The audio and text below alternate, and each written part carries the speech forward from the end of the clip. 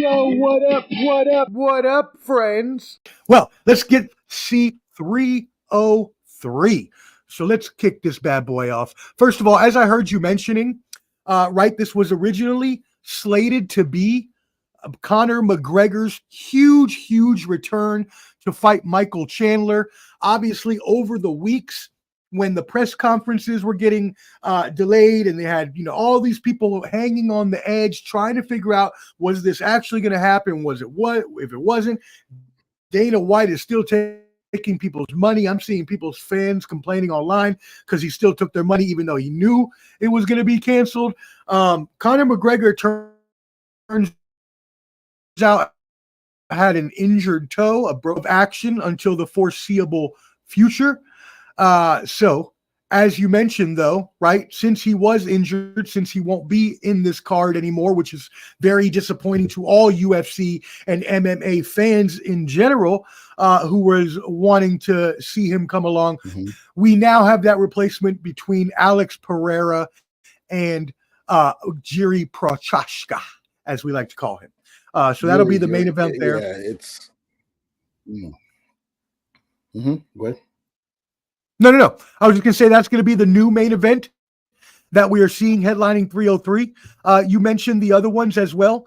That would be the fights that we would see on this card. So let's go ahead and we'll go with the other cards first. We'll start with some of one of the preliminary fights, excuse me, that I know that you wanted to talk about on this program before we give your club banger for the main event. And so that is the actual undercard fight of the night that you have to watch between Cub Swanson versus Andre Fili. So can you give us your thoughts on that fight? Yeah, Cub Swanson, he's one of those holdovers that came over from WEC with Uriah Faber, Jose Aldo, Dominic Cruz. This guy he's been in the game for so long, and all his fights are usually exciting. And he's fighting Andre, Paul's name, Touchy Philly. I think that's probably gonna be the fight of the night. That's gonna be a barn burner. Okay, these guys are, I think, 135 pounds, something like that. That's the fight I saw in the main undercard. I was like, you know what? That's what I want people to look at. Okay, you need to check that fight out. I would say not a club banger, but I actually Cub Swanson winning this fight. Actually, you know what? Reverse club banger. I'm gonna say Fili's probably gonna win this fight because. Reverse club banger? Reverse club banger. I had to switch it up a little bit. I'm looking at my notes and I was like, I'm gonna go with Fili. He looked pretty good his last fight, so I'm gonna go with Fili on that one. Watch me be wrong though. That don't count on my record, but we'll make it work. Okay, we'll make it work today. Yes, sir. We will make it work. All right, and then let's keep that moving on. The next fight that I know you wanted to talk about is who you just mentioned, right? A guy that some say is a little bit Conor McGregor. This is going to be total showmanship. I don't even know if the ring is big enough to hold all the cockiness and showboatness that will happen in this fight between Michael Venom Page and Ian Gary. So, sir, what are your thoughts on what should be a very fun fight to watch? Well, Ian Gary is one of the fighters, kind of like Paddy Pimpleton, that they're from across the pond that they're trying to build up to be mega stars similar to Conor was or is.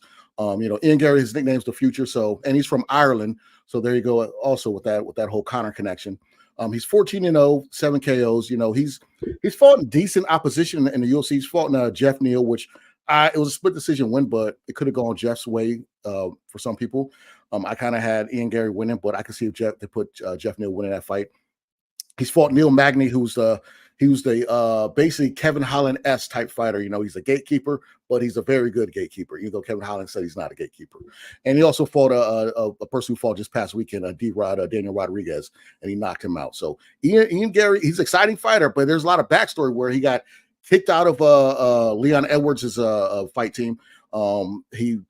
I think he married or is dating one of his old trainers' wives or something, or ex-wives. A lot of people don't like the guy. Very, very cocky. Yeah, it's very cocky. He's very brash, as the cool people like to say. But he's full of himself, but he can fight. So I'm a fan of that. He's fighting Michael Page. Ian Gary's 26. You got Michael Page, who's what? Michael Page is 37 years old.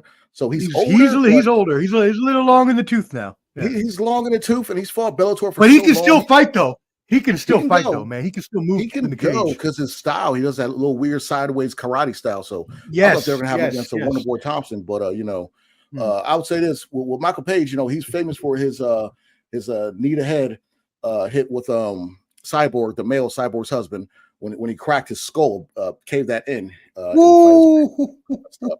So he's an exciting fighter. So this fight will be good. I think this is one to tune into also.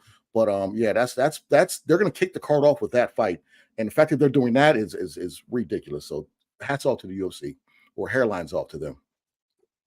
Yeah, a hairline.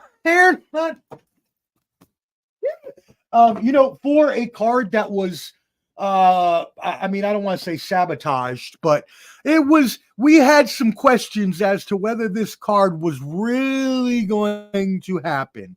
And so for us to not only our suspicions be correct about the fight being canceled or the fight being delayed and Conor McGregor not being ready, maybe not the fight that everybody was expecting to see so soon, but a great fight nonetheless is what we shall see in this second edition of, as we mentioned, AP. We both love AP a lot, right? And we also got him going against Jiří Procházka, who also previously fought in Rizin in Japan. So has some international experience there.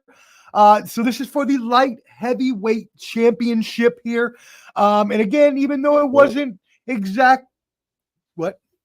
I was going to do the co-main event first before that, but we can jump to main event. Oh, I'm sorry. Did I skip the co-main? I sure did. Sure did. I apologize. Sure did. No, I sure did. I skipped. My bad. I skipped the one you wanted to talk about the most. My bad. Brian Ortega versus Diego Lopez, who you mentioned earlier. My apologies, everybody. I got a little off track. I got too excited for the 303 main event. So the co-main, Brian Ortega, even though he has only competed 5 times since 2018, we both love to see him fight. And the way that he's fought, his first 2 defeats came in those UFC title challenges against Max Holloway and Volkanovski the Great. So now he's coming back T-City, as you mentioned. He's going to be meeting Lopez, a prospect who has now won 5 out of his last 6. Yeah, I said he's good. Can you hear me? Muted himself. But anyways, Brian Ortega, he's come back. He's 2-3 in his last 5 fights. I feel like, he looked great fighting Jiří Rodriguez in his last fight in Mexico. He looked good. That was a rematch because he hurt his elbow in the prior fight, which was oh man, Flo's going in. But he looked good fighting in Mexico, his last fight, when he rematched Yair Rodriguez. But he's fighting a killer. Diego Lopez is a killer. This kid is bad. Okay, I mean, I mentioned earlier with Brian Ortega being 33 years old, and Diego Lopez is 29, 24, and 6. Okay, and in his last 5 fights, he's 4-1 of his last 5 fights with 3 knockouts, 1 TKO, and 1 submission, and one loss by decision. So this guy's bad. We last saw him on UFC 300. I believe I called that fight when we were down in Nashville that he was going to beat. I forgot the young man he fought, but Diego Lopez, this kid's a killer, man. He's good, man. Out of his 24 wins, 10 of them by KO and 12 by submission. So he's well rounded. You don't see that a lot in MMA now. You usually see somebody that's either a puncher or a now your dad's on there. A puncher or a somebody who's a submission practitioner. So this fight is it's one of the fights that it's a good co-main event. Now as far as who I got winning, Diego Lopez winning this fight. Got Diego Lopez win this fight. And I don't know if I even called the last one Ian Gary or Michael Page, but I'm gonna go with Ian Gary beating Michael Page in the fight before. Are you back, Osh, or I keep on going? Can you hear me? Me? So I don't know what happened. All right, I'm gonna go straight to the main event. So main event, we got Alex Pereira going against Jiří. I'm not gonna keep butchering his last name. Yes, he was a rising champion, and yes, he was the ex-UFC Light Heavyweight Champion. Okay, he beat Glover Teixeira, who was me? Can you hear me? I can hear you, Omar. Oh well, that's weird. I can't hear him. He beat Glover Teixeira, who was the former champion, and Glover Teixeira is Alex Pereira's training partner.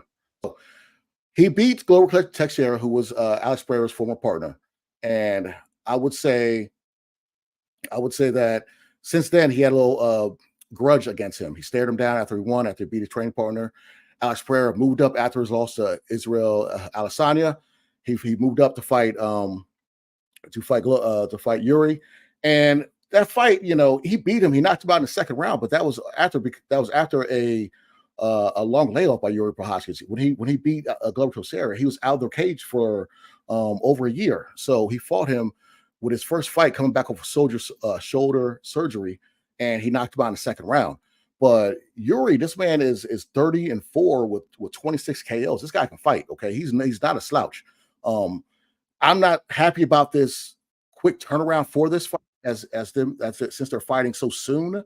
And it's got announced out of nowhere. I don't know if Dana White already knew that Conor wasn't a go, and he said, okay, guys, go ahead, see if you can get trained up and make weight, or were they already a backup to this event because they were already scheduled for a prior event. So I'm kind of weary on how this is going, but I feel this is going to be a different fight than the first go around. We all know about Alex Pereira's career. The man he's a world-renowned kickboxer. Okay, he's only had 12 MMA fights, and he's 10-2, but he's a 2-division world champion. Okay, we all know what he can do. Okay, he has 8, 9 knockouts out of his 10 fights. He lost his first fight. He lost his first fight by submission. He lost another fight by knocked out. Everyone else he's fought, he's either knocked him out or TKO'd him, besides one. So, and that was Jan Blachowicz. And I'm gonna get to that because if Yuri can take him down and wrestle him, because Alex Pereira is trash on the ground, he can't wrestle to save his life. If Yuri can do that, then he has a good chance of beating him. Okay, but that's if Yuri can do that, because Alex Pereira is a big dude. Okay, Yuri's not a small guy himself, but Alex Pereira is like 6'4", 6'5", and very long. So pause. That sounds weird, but wow, reckless. I can hear you. So wow yourself. Yuri's gonna have to get in close with him to take him down, and that's if he can do that. So the first fight went a certain way, but that was Yuri coming off a long layoff. This time Yuri's had one fight, and that was back in April against Rakic, who's a good fighter out of Serbia, and he knocked him out in the second round. He's back to his ways, and that 17-month layoff in between him winning the belt and fighting Alex, that could have played in a factor of why he lost that fight, So with this one, I don't want to go against the grain, but I'm going to say Clubb's Bangerz. Alex Pereira will be losing by 4th round decision. I'm saying right now, Yuri's gonna win 4th round. You're like a mime, okay? Like a mime. You can't hear you, but we can just see you. 4th round decision. I'm going with that one. Yuri is gonna win. He's gonna win. All right. Wow, AP loss. You're going against our boy in the 4th round too. I mean, Yuri usually, if he's going to take somebody out, he's usually going to take him out early, or at least try to, and that's what got him caught last time against AP. So you're thinking he's going to last till the okay, all right. I think the game plan is going to be to wrestle him, take him down. He's not good. When Jan Blachowicz fought him, his first fight at 205, Jan beat him, but Jan was wrestling him, and that was a split decision. It could have gone Jan's way, but I will say, if Yuri takes that blueprint and drags him to those later rounds, he can submit him. Word. Well, there you all go. Go to your FanDuel, go to your DraftKings, whatever your platform is, and make sure you put in Jiří Procházka with a 4th round victory. Now, I didn't hear you. I think I missed this. Did you say KO or submission? I think it says sub, but it can go either way. A little sub action. I could waffle. Yeah, a little Subway. Wow, sub action sounded very. And I saw Flo posted the sumo wrestler who passed. They honored him on the UFC event this past Saturday. They put his thing up there and talked about him. So the UFC did acknowledge him because he passed last week. Yeah, he passed last week before the Whitaker fight in Saudi Arabia. They honored him that last Saturday. So. 5,000.